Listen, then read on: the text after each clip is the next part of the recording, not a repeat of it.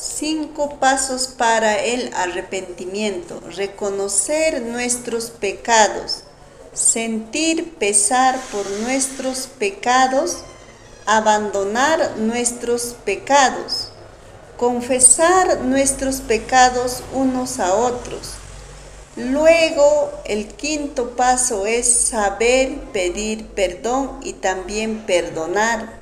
El perdón es muy importante para que en cada uno de nosotros haya un arrepentimiento verdadero, un arrepentimiento genuino.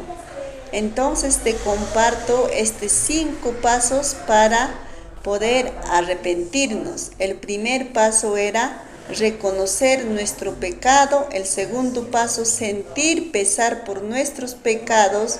Tercer paso, abandonar nuestros pecados. Cuarto paso, confesar nuestros pecados.